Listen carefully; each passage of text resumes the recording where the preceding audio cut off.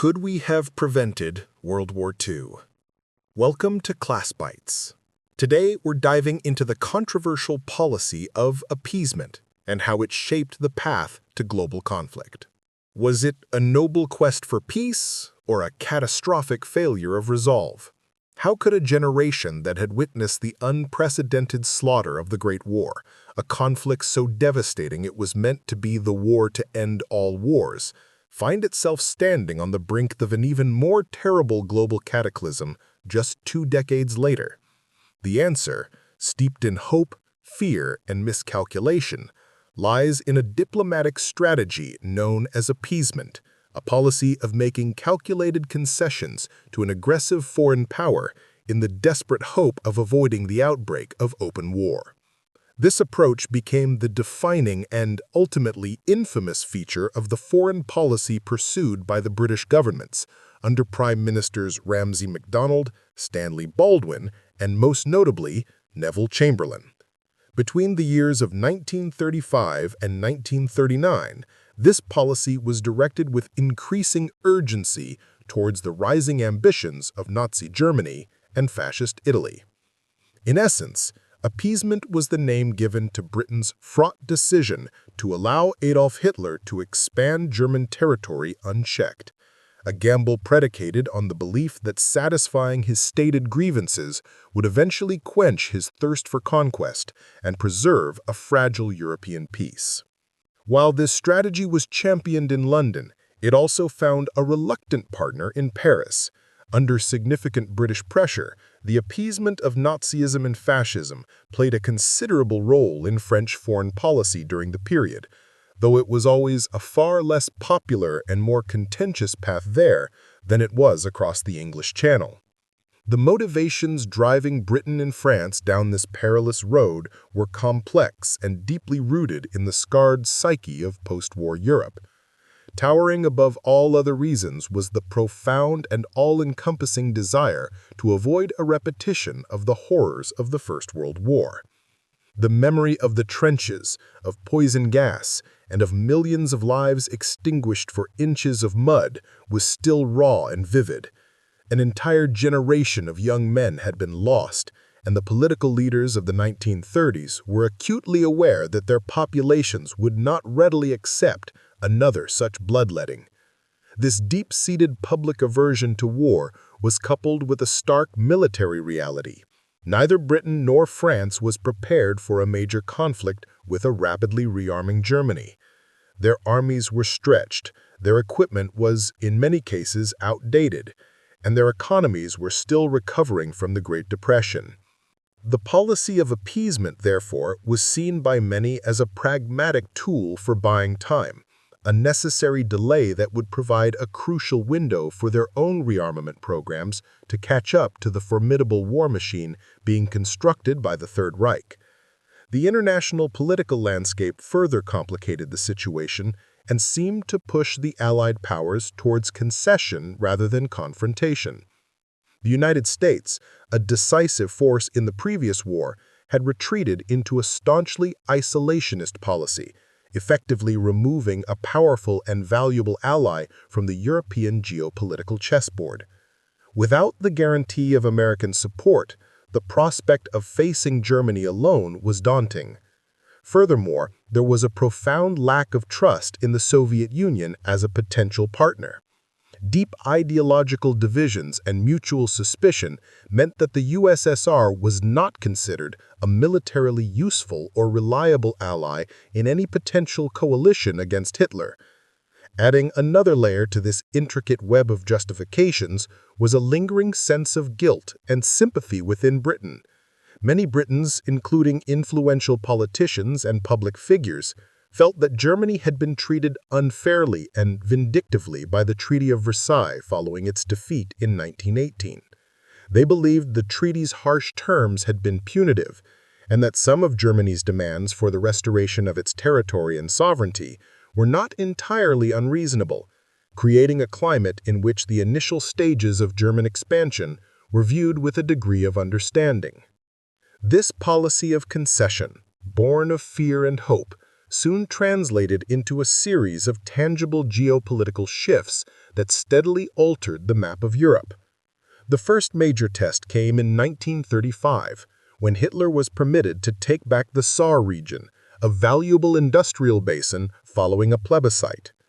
A year later, in a far more audacious move, he ordered the remilitarization of the Rhineland in 1936, sending German troops into a critical buffer zone that had been explicitly demilitarized by post-war treaties. This was a direct and flagrant violation of international law, yet it was met with little more than diplomatic protests from Britain and France, who were unwilling to risk war over the issue. The pattern of aggression and acquiescence continued to escalate. By 1938, Hitler turned his attention to his homeland, and the world watched as he orchestrated the Anschluss, the absorption of Austria into the Third Reich. Once again, the international community failed to mount any meaningful resistance, and another sovereign nation was erased from the map. The policy of appeasement reached its zenith and its most notorious expression in the autumn of that same year. The crisis centered on the Sudetenland, a region of Czechoslovakia that was home to a large German-speaking population whom Hitler claimed were being persecuted. As tensions mounted and war seemed imminent, a frantic round of diplomacy culminated in the Munich Agreement, signed on the 30th of September 1938.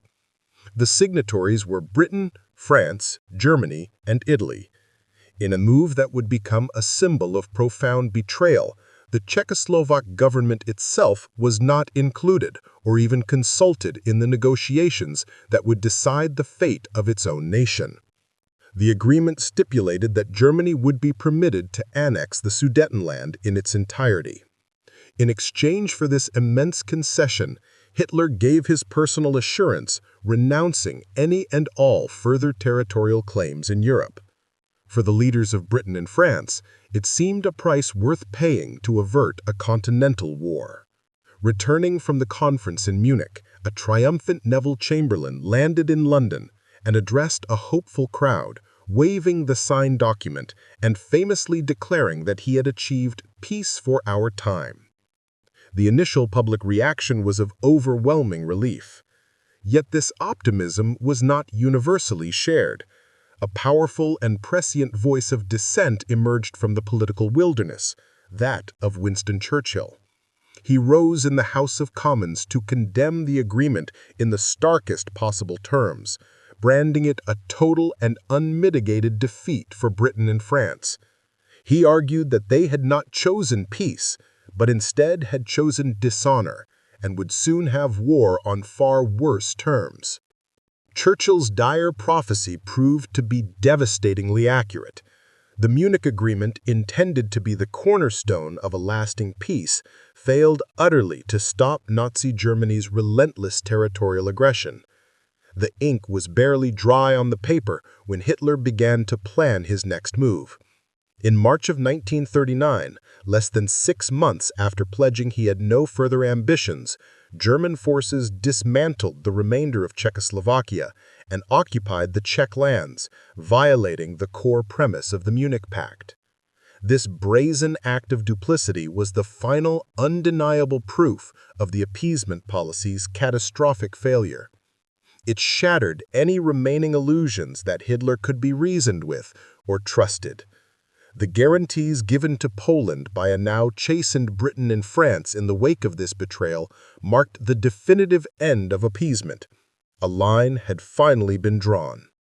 When Germany, undeterred, invaded Poland on the 1st of September 1939, that line was crossed. Honoring their commitment, Britain and France declared war 2 days later, and the Second World War began. In the final analysis, many historians argue that the policy of appeasement did not merely fail to prevent war, but actively contributed to its outbreak. By emboldening Hitler and allowing Germany to grow in both power and strategic strength, it made a larger conflict almost inevitable. Each concession, from the Rhineland to Austria to the Sudetenland, was not seen by Hitler as a gesture of peace, but as a sign of weakness and cowardice. Each victory, achieved without a fight, gradually built up in his mind a powerful conviction that Britain and France were decadent, spineless powers that posed no serious threat to his ultimate ambitions.